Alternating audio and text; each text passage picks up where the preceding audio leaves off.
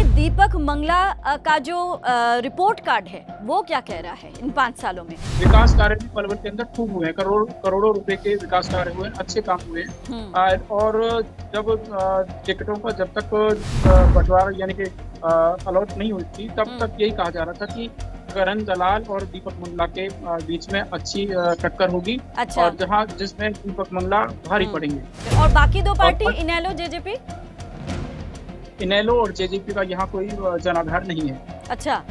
यहाँ मतलब पर हाँ। केवल और केवल दो ही पार्टी यहाँ पर दिखाई दे रही है और इनके बीच में सीधी टक्कर यहाँ पर इस बार होगी। अच्छा सुनील, जींद में फिलहाल चुनावी माहौल क्या है? जो टिकट की बात थी तो टिकट को लेकर ये चर्चा थी कि जो लोग धरातल पर काम करते हैं, जो कांग्रेस के वर्कर हैं, कहीं ना कहीं उन नेताओं को ही टिकट ये मिलेगी। पैराशूट हो गया एक तरह से कि जेजेपी से आए उम्मीदवार को कांग्रेस ने टिकट। तो अब कांग्रेस ने एक राजघराने के ऊपर जो मोहर लगाई है, जो आदमी कभी पार्टी के लिए किसी ने कुछ काम ही नहीं किया, जो पार्टी के लिए कहीं खड़े नहीं हुए और ना ही किसी कार्यकर्ताओं के लिए उन्होंने जी कहीं आगे पैरवी की, उस नेता को आज पार्टी ने अपना उम्मीदवार बनाया है। कहीं ना कहीं एक जो दूसरे नेताओं की नाराजगी है वो कहीं ना कहीं अब की बार भारी पड़ने वाली है। बीजेपी और कांग्रेस दोनों में बागियों की संख्या बड़ी है, बहुत बड़ी तादाद में 90 के 90 सीटों से बागियों की तादाद भी अच्छी खासी हमें दिख रही है। ओवरऑल केवल एक भतीर विधानसभा क्षेत्र में एक जो बागी हुए हैं, केहर सिंह रावत जो पूर्व विधायक रहे हैं, वो बागी हुए हैं, निर्दलीय पर्चा भरा है। बाकी होडल और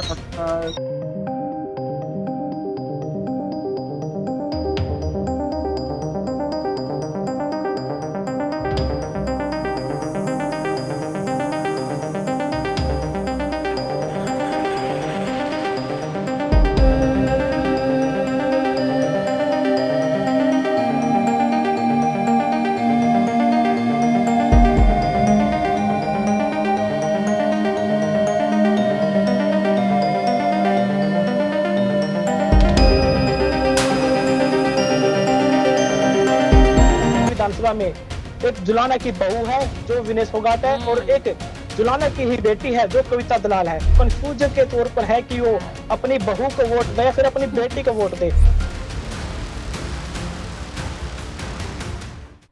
नमस्कार, जिलेवार चुनावी ग्राउंड रिपोर्ट लेकर एक बार फिर मैं वैशाली चौधरी आपके सामने हाजिर हूं और हम आज एक बार फिर जिले के तमाम विधानसभा क्षेत्र, एक पर्टिकुलर जिले के तमाम विधानसभा क्षेत्रों की बात करेंगे, चुनावी चर्चा करेंगे, उस जिलों के उन विधानसभा क्षेत्रों की जनता का मूड क्या है उस पर बात करेंगे, मुद्दे क्या हैं उस पर बात करेंगे। यानी बहुत इस बीच ये भी एक बहुत बड़ा अपडेट है कि हरियाणा चुनावों के ठीक पहले केजरीवाल दिल्ली के मुख्यमंत्री जो हैं वो कल जमानत पर रिहा होकर रात को वापस आ गए। अब इसका इम्पैक्ट क्या होगा ये भी एक बहुत बड़ा मुद्दा है। यानी तमाम चीज़ों को देखते हुए हरियाणा चुनावों पर क्या असर होगा और इसके साथ ही जिलेवार चुनावी ग्राउंड रिपोर्ट क्या कह रहा है उस पर बात करेंगे। मेरे साथ पलवल से गुरुदत्त गर्ग हमारे संवाददाता जो हैं वो जुड़ गए हैं और जींद से सुनील पवार इस वक्त मेरे साथ जुड़ गए हैं। आप दोनों का इस चुनावी ग्राउंड रिपोर्ट में बहुत बहुत स्वागत है। सबसे पहले मैं गुरुदत्त गर्ग के पास जाना चाहूँगी।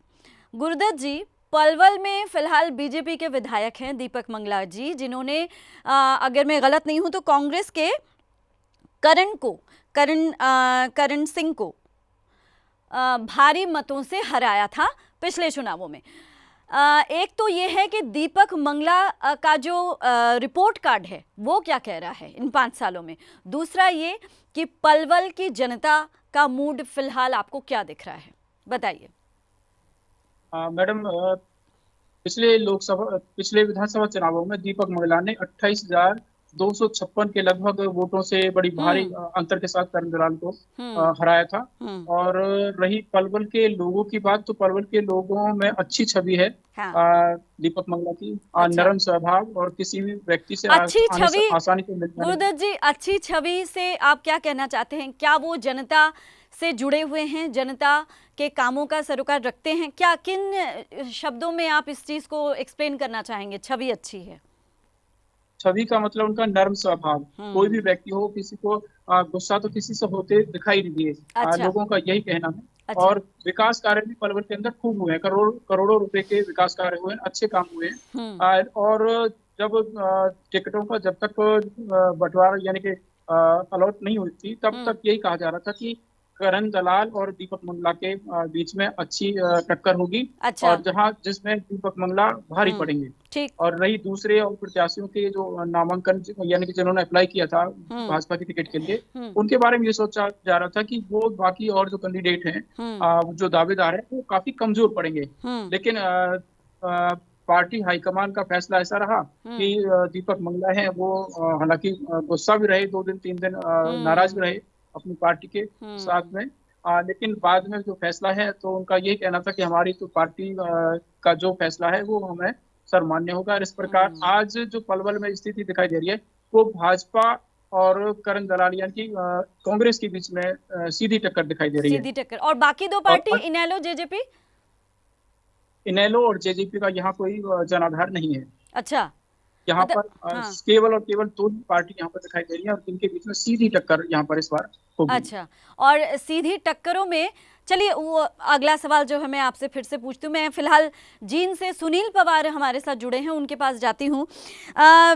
सुनील, जींद में फिलहाल चुनावी माहौल क्या है, मेरा पहला सवाल। दूसरा ये, वहां पर भी बीजेपी के ही विधायक है कृष्ण मिड्ढा जी, जिन्होंने कांग्रेस के ही जो उम्मीदवार हैं 2019 की मैं बात करूं उनको हराया था। अब जेजेपी के थे वो, और अब वो कांग्रेस में चले गए हैं, अब वो फिर से बीजेपी के खिलाफ वहां पर उतरे हैं।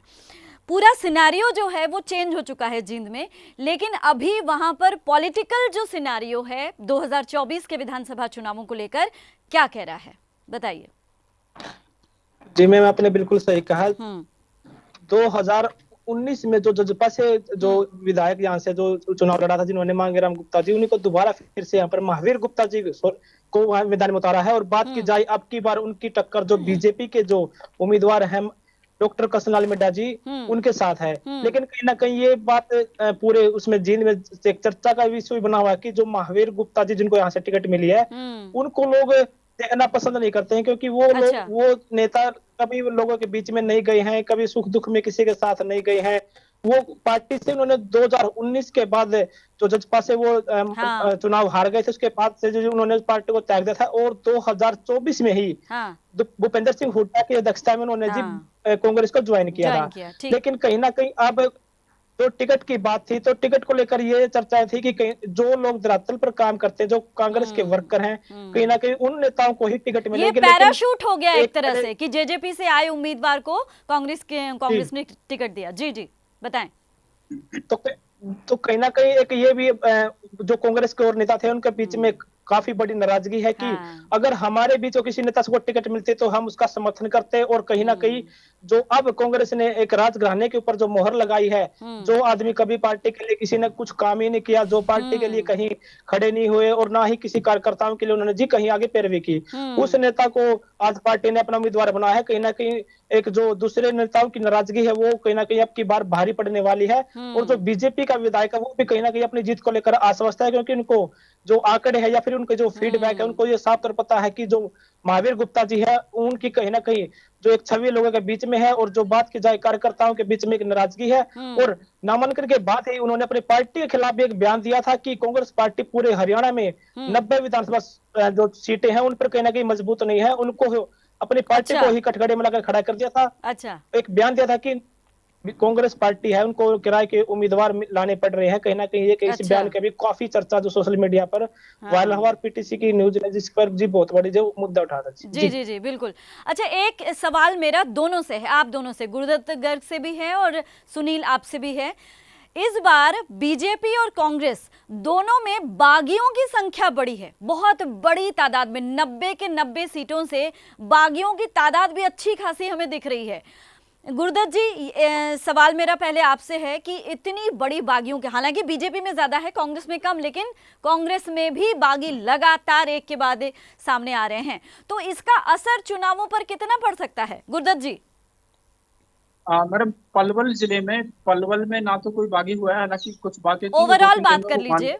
हाँ, ओवरऑल केवल एक हथीन विधानसभा क्षेत्र में एक जो बागी हुए हैं, केहर सिंह रावत जो पूर्व विधायक रहे, वो बागी हुए हैं, निर्दलीय पर्चा भरा है। बाकी होडल में और पलवल में कोई बागी नहीं है जो चुनाव लड़ रहा हो। बीजेपी तो कांग्रेस दोनों तरफ से कोई बागी नहीं है वहां पे। जी हाँ, जी। अच्छा, दोनों विधानसभा से। ठीक है। सुनील, आप बताइए कि बागियों के जो तेवर हैं वो भी काफी सख्त दिखाई दे रहे हैं। कुछ बागियों ने तो दूसरी पार्टी भी ज्वाइन कर लिया, कुछ ने नाराजगी दिखाई और उसके बाद कहीं ना कहीं वो मान गए। तो आपके वहां पर क्या सिचुएशन है अभी बागियों को लेकर? जी मैम, आपने सही कहा। जो बागियों की आपने बात कही है, वो कहीं ना कहीं उन्होंने जो दूसरी पार्टी में जाकर अपना जो फैसला लिया, उनसे कहीं ना कहीं समीकरण कहीं बदले हैं। जहां बात हाँ। करें जींद विधानसभा सीट की, तो जींद विधानसभा सीट में जी बीजेपी पे तो कोई बड़ी भागीदारी नेताओं ने यहाँ नहीं दिखा, लेकिन कहीं कांग्रेस में जो और नेता थे, जो कहीं ना कहीं अपने आप को एक बड़ा नेता मान रहे थे, उनको टिकट नहीं मिलने के कारण वो मैदान में आ चुके हैं और निर्दलीय के तौर पर अपना चुनाव लड़ रहे हैं। उनसे कहीं ना कहीं कांग्रेस को बड़ा नुकसान होने वाला है। और जहां बात की जाए स्पीडो की, जो जींद विधानसभा क्षेत्र की जो स्पीडो विधानसभा सीट है, वहां पर बात की जाए तो बीजेपी ने राम कुमार गौतम जी को जो पहले नारनौल हल्के के हाँ। जजपा से जो नेता थे, उनको लाकर मैदान में उतार दिया स्पीडो से। लेकिन कहीं ना कहीं जो बीजेपी के और बड़े नेता थे, उनको आस थी कि अब की बार उनकी टिकट मिलने वाली है। हाँ। लेकिन पार्टी ने उनको परे हटते हुए स्पीडो के जो नारनौल के जो विधायक थे राम कुमार गौतम, उनको टिकट दे दी। लेकिन उसकी नाराजगी काफी तौर पर वहां देखो जा रही है और बीजेपी के जो नेता है बागी हो चुके हैं और मैदान में आ चुके हैं। वहां से कहीं ना कहीं बीजेपी बैकफुट पे है। और जहां बात करें जुलाना की, तो जुलाना के अंदर भी जी ऐसा ही माहौल है। जो बीजेपी के जो नेता थे, वो काफी जो अपने आप को सक्रिय माने थे और लोगों के बीच में जाकर भी अपनी पार्टी के बारे में प्रचार करे थे, उनकी भी कहीं ना कहीं सारी आशाओं पर और बातों पर पानी फेरते हुए बीजेपी ने एक स्पीडो के युवा चेहरे को जुलाना से अपना उम्मीदवार बनाया है। और जो बीजेपी के नेता थे, वो कहीं ना कहीं अब उन्होंने बागी तेवर दिखाना शुरू कर दिए हैं और उन्होंने आईएनएलडी से सुनील अपना नामांकन किया है। और जी सुनील, विनेश फोगाट, दुष्यंत चौटाला, ऐसे बड़े बड़े चेहरे आपके इलाके से चुनावी मैदान में हैं, तो सबकी नजर जो है प्रदेश की जनता की ऐसी सीटों पर रहने वाली है। तो वहां माहौल क्या है? जहां पर विनेश है, जहां पर दुष्यंत है, वहां का चुनावी माहौल क्या है? ये जरा हमारे दर्शकों को बताएं, हम भी जानना चाहेंगे। जी मैम, आपने बिल्कुल सही कहा। जो हरियाणा की सबसे अगर हॉट सीट की बात की जाए, तो वो उचाना विधानसभा है और जुलाना विधानसभा है। जुलाना विधानसभा की अगर बात की जाए, तो यहाँ से 2 वर्ल्ड रेसलिंग खिलाड़ी आ चुके हैं। अगर एक तरफ तो कविता दलाल जी है, जो WWE की रिंग खिलाड़ी के नाम से जानी जाती है, उन्होंने आम आदमी पार्टी से अपने आप का नामांकन किया था और वो पार्टी चुनाव के बीच में आ चुकी है। और जहां बात करें विनेश फोगाट की, तो विनेश फोगाट की तरफ भी पूरी दुनिया की नजरें थी और उन्होंने कांग्रेस पार्टी का दामन थामा था और कांग्रेस पार्टी ने जुलाना विधानसभा से उनको अपना उम्मीदवार बनाया है।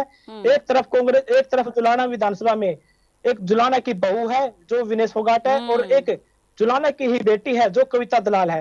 उनके बीच में बहू और बेटी के बीच में फाइट है। जी जी जी जी जी मैम।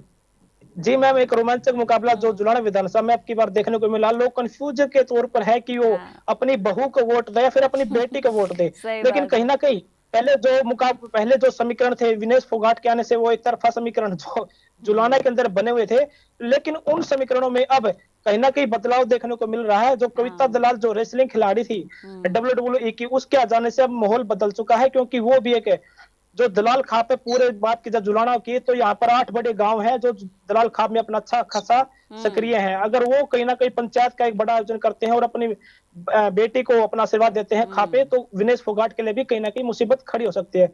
लेकिन फिलहाल अभी ऐसा कुछ देखने को नहीं मिल रहा है। लेकिन अगर फाइट तो बड़ी तगड़ी वाली है ना सुनील, फाइट बहुत तगड़ी है, इसमें कोई शक नहीं है। जी मैम, आपने बिल्कुल सही कहा, फाइट बहुत तकड़ी है। कल ही फोगाट खाप का एक बयान आया था। फोगाट खाप ने अपने आप चुनाव से दूर कर लिया। उन्होंने कहा कि हम किसी भी उसका समर्थन नहीं करेंगे। फोगाट खाप किसी भी उम्मीदवार का समर्थन नहीं कर रही है। जो पार्टी के तौर पर अपना चुनाव लड़ रहे हैं, वो पार्टी ही है उसका दावेदार है और पार्टी ही उसको सब जानती है। लेकिन कहीं ना कहीं जो एक दलाल खाप की बात करें, अभी उन्होंने कोई अपना बयान नहीं दिया है। उससे ऐसा लग रहा है कि उनका बयान जो यहाँ की कविता दलाल है उसके तरफ में जा सकता है। अच्छा। और दोनों में कांटे की टक्कर है। बिल्कुल। अच्छा, अब मेरा सवाल केजरीवाल से जुड़ा रहेगा, क्योंकि आम आदमी पार्टी भी पूरे जोर शोर से सभी सीटों पर अपने उम्मीदवार जो है वो उतार चुकी है। इस बीच कल अचानक से केजरीवाल जी बाहर आ जाते हैं और कहीं ना कहीं एक बूस्टअप मिलता है आम आदमी पार्टी के सभी उम्मीदवारों को, उनके कार्यकर्ताओं को। नेचुरली ये भी जाहिर सी बात है कि अब जो प्रचार प्रसार है उसमें भी तेजी आएगी, एक नया जोश होगा।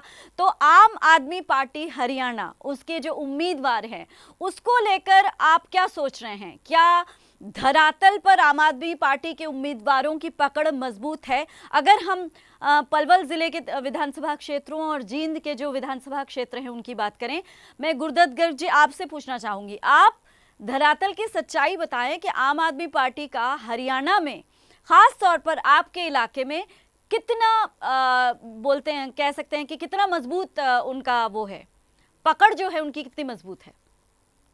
जी, आम आदमी पार्टी की पिछली बार चाहे विधानसभा चुनाव रहा हो या लोकसभा चुनाव, बिल्कुल भी नाम मात्र के वोट मिले थे। और इस बार भी आम आदमी पार्टी का पलवल में 3 विधानसभा क्षेत्र पड़ते हैं, और पलवल, होडल और हथीन, तीनों ही क्षेत्रों की अगर बात कही जाए तो वहां पर नाम मात्र के वोट मिलेंगे। और कहा जाए तो जो वोटर हैं यानी उन्होंने आम आदमी केजरीवाल पार्टी के आने का को मतलब, अगर मैं आपकी बात पर यकीन करूं तो आप ये कहना चाह रहे हैं कि केजरीवाल के आने के बाद भी उतना असर वहां पर नहीं पड़ेगा, ये कहना चाहते हैं आप?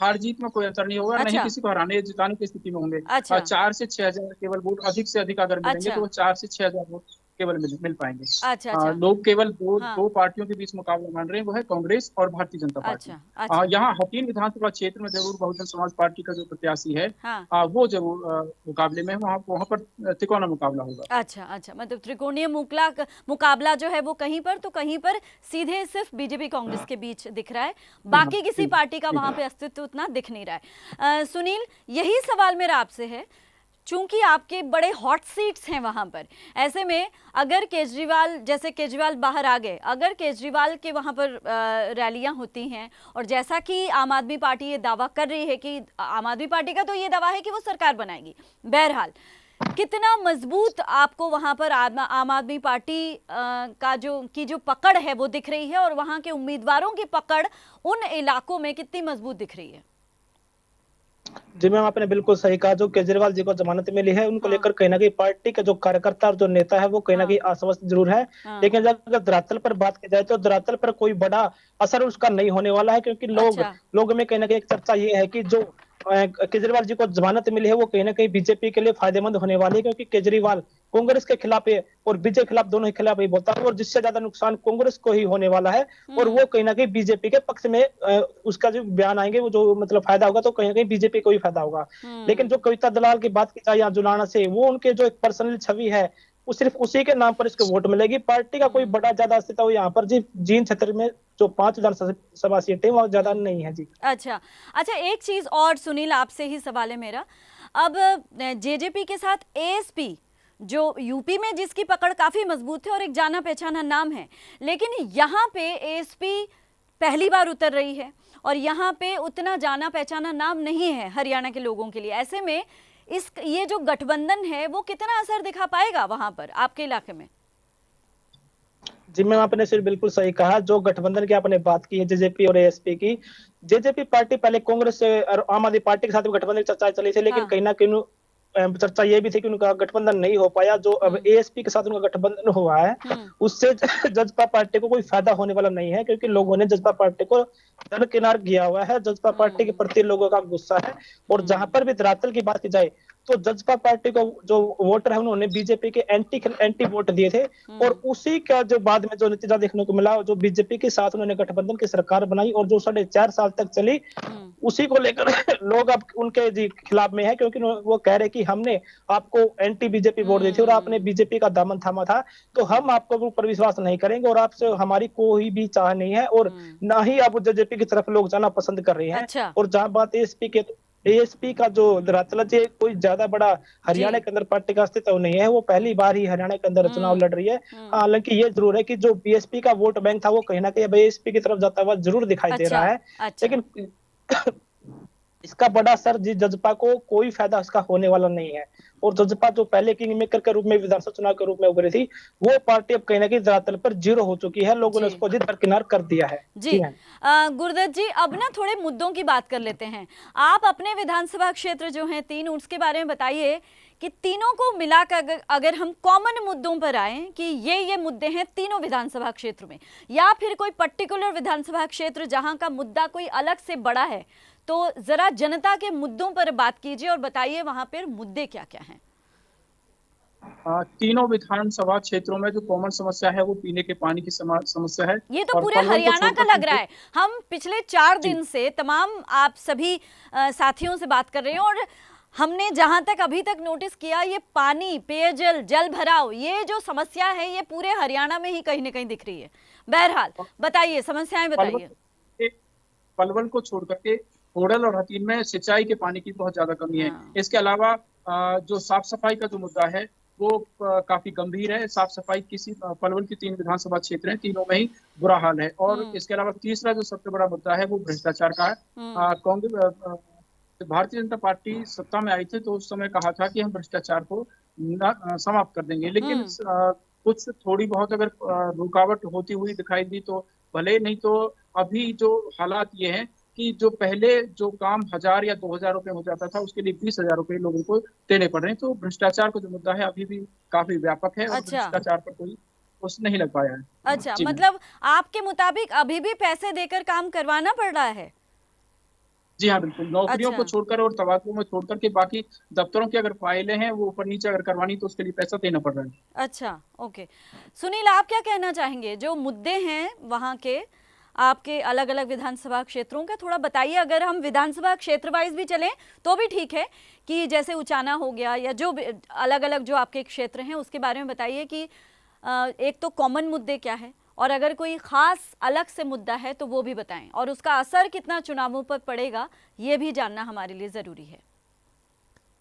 जी मैम, बिल्कुल। जो जहां बात की जाए जींद क्षेत्र की तो 5 विधानसभा सीटें जींद क्षेत्र के अंदर आती हैं, और जहां बात की जाए बड़ा मुद्दा की तो बड़ा मुद्दा यहाँ पर सिर्फ यही है कि एक बेरोजगारी की अगर बात की जाए तो बेरोजगारी चरम सीमा पर पूरे क्षेत्र में है। यहाँ पर कोई भी इंडस्ट्रीज हब नहीं है। बात की जाए तो जो युवा है, जो हरियाणा में सबसे ज्यादा जो डोंकी के रास्ते से गए या फिर जो बात और विदेशों में गए हैं वो जींद के स्पीडो से क्षेत्र से गए हैं। उसी के कारण ही कई ऐसे घर भी हैं जिन्होंने अपने लाल को खोया, अपने बेटे को खोया है, जिनमें आज भी वो कहीं ना कहीं वो दुख है। अब जो परिवार से जाते हैं तो वो दुख अपने नेताओं को बताते हैं कि अगर कहीं ना कहीं यहाँ पर कोई इंडस्ट्रीज हब यहाँ पर बन जाए तो जो बाहर से जो युवा जा रहे हैं, जो लाखों सैकड़ों युवा जो आज दर दर भटक रहे हैं, उनको कहीं ना कहीं यहीं पर एक स्टेबल रोजगार मिल जाए। जो बात की जाए सड़कों की तो जी हर जो भी कोई सरकार आती है तो ये मुद्दे तो उनमें ऐसे ही बन रहते हैं इनकी तरफ। तो अगर कोई ध्यान देता है तो कोई ये खास जाए उनको जी स्टेबल कोई नहीं कर पाता समाज समाधान। लेकिन कहीं ना कहीं जो बड़ा मुद्दा सिर्फ यही है पूरे विधानसभा की बात की जाए तो रोजगार नहीं है यहाँ पर जी। बहुत ज्यादा बेरोजगारी इस क्षेत्र के अंदर है, जिसके कारण युवा दर बदर भटकते रहते हैं। और उस एक कहीं ना कहीं जो बेरोजगारी के कारण ही युवा नशे की तरफ भी जा रहे हैं और जो दूसरे जो गलत काम होते हैं उनकी तरफ भी जा रहे हैं। लेकिन कोई भी पार्टी आती है तो वो पहले इन बातों के लिए सुनते जरूर है, इनको उठाते जरूर है, लेकिन कोई भी यहाँ पर कोई स्थायी समाधान नहीं करती। लेकिन जहां बात की जाए उचाना विधानसभा क्षेत्र की तो उचाना विधानसभा के अंदर जो पूर्व कैबिनेट मंत्री चौधरी वीरेंद्र सिंह यहाँ से बने थे, उसको इस्पात मंत्री बनाया गया था बीजेपी की सरकार में। लेकिन उन्होंने भी कहीं ना कहीं उचाना विधानसभा क्षेत्र को दरकिनार किया था। और कोई भी यहाँ पर एक छोटा सा इंडस्ट्रीज एरिया कहा जाए या फिर कोई हब कहा जाए या कोई भी रोजगार के लिए कोई भी मुझे याद है सुनील, बस स्टैंड का जो मुद्दा था और रानी तालाब का जो मुद्दा है, ये 2 मुद्दे भी काफी बीच में उठे थे और वहां पर क्या हालत हुई है उसको लेकर काफी आवाज भी उठाई गई। लेकिन आपने जहां तक अपडेट हमें दी है कि हालात अभी भी जस के तस हैं।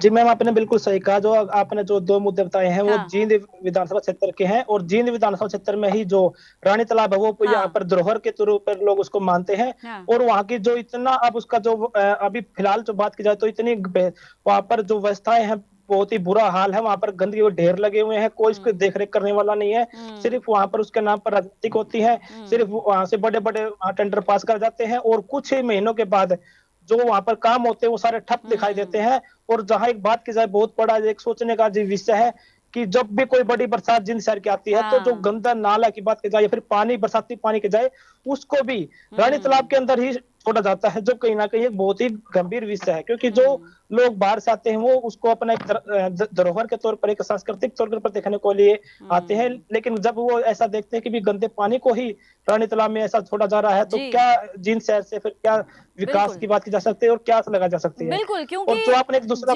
जी नहीं, बस मैं इतना कहना चाहूंगी, ऐतिहासिक दृष्टि से भी जींद का बहुत ज्यादा महत्व है, तो वो पर्यटन के नजरिए से भी उसको जितना विकसित किया जाना चाहिए था वो नहीं किया गया है। तमाम सरकार सिर्फ अकेले 10 साल को ही अगर हम देखें ऐसी बात नहीं है, उससे पहले भी कांग्रेस की सरकार रही, उससे पहले की जो सरकारें रही, किसी ने भी जींद के इस पूरे इलाके पर उस तरह से काम नहीं किया जितना किया जाना चाहिए था ऐतिहासिक नजरिए से। क्या कहना चाहेंगे सुनील? जी, मैं आपने बिल्कुल सही कहा। पिछले अगर 10 साल से पहले की बात की जाए तो कांग्रेस की जो भी सरकारें थी, हाँ। उसमें भी जींद का किसी कहीं भी विकास जींद शहर के अंदर नहीं दिखाई दिया। वही सड़कें थी, वही गलियां थी, वही धरोहर थे। रानी तालाब की अगर बात की जाए तो किसी ने भी कोई ज्यादा ध्यान देने का काम यहाँ पर नहीं किया। सभी ने अपनी राजनीतिक चमकाने का काम किया।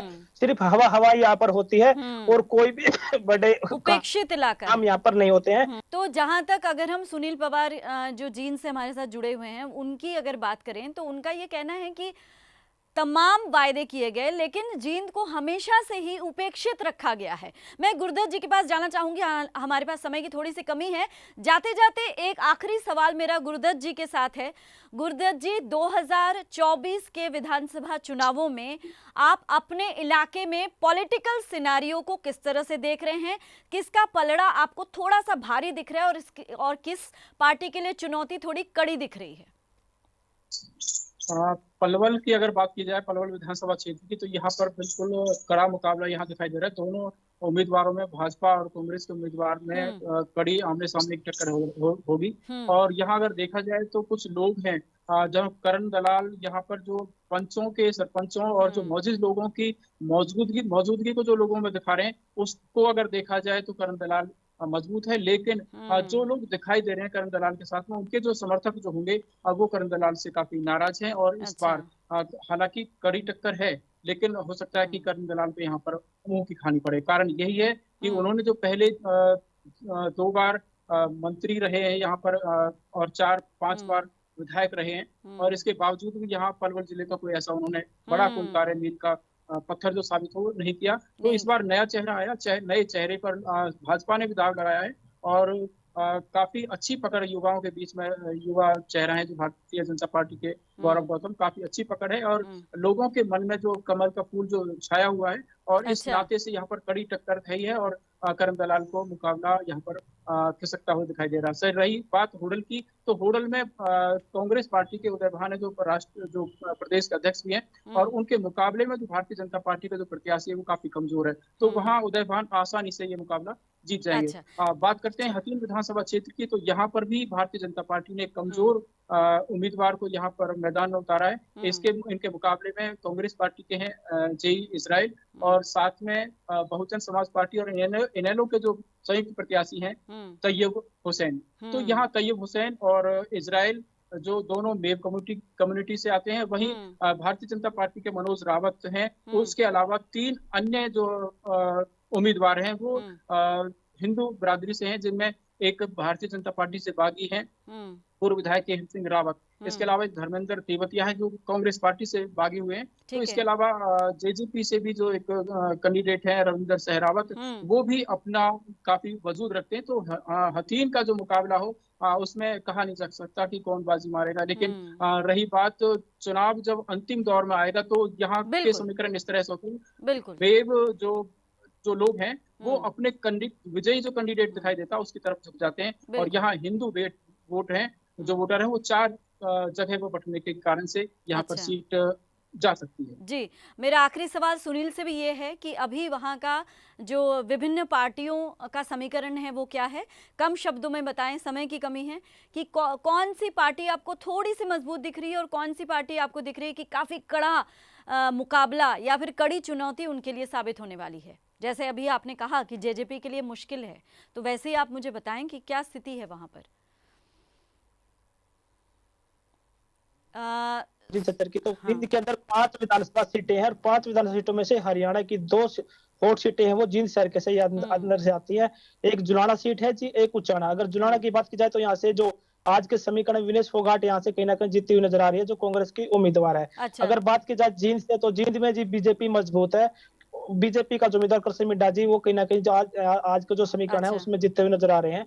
और जहां बात करें उचाना की, जहां से किंग मेकर के रूप में दुष्यंत चौटाला ने विधानसभा की जो चाबी है, जो ताला खोलने का काम किया था, उसके अंदर की बात की जाए तो वहां भी आज जो बीजेपी का जो उम्मीदवार है वो कहीं ना कहीं आगे भारी है और वो यहाँ से जीतता हुआ नजर आ रहा है। जो कांग्रेस का उम्मीदवार है उसको लोग दरकिनार वाले नेता बता रहे हैं, कभी उस अच्छा। पार्टी में चले जाते हैं, कभी दूसरी पार्टी में चले जाते हैं। उससे कहीं ना कहीं यहाँ के लोग खिलाफत में हैं। और 5 क्षेत्र की बात की जाए तो 2 सीटों पर बीजेपी भारी है दिखाई दे रही है और 3 सीटों पर कांग्रेस आगे है। जी चलिए, ये समीकरण तो खैर कहने की बातें हैं, समय के साथ ये समीकरण भी बदल जाते हैं और आखिरी कुछ दिनों में किस तरह के समीकरण सामने आते हैं ये देखना ही सबसे रोचक रहता है। आप दोनों का बहुत बहुत शुक्रिया हमारे साथ जुड़ने के लिए। तो मूड हरियाणा का जो हमारी ग्राउंड रिपोर्ट सीरीज चल रही है उसमें आज हमने पलवल और जींद जिले के जो विधानसभा क्षेत्र हैं उनके बारे में बात की, उनके वहाँ के लोगों का जो चुनावी मूड है, उनका क्या रुख है विधानसभा चुनावों को लेकर, उस पर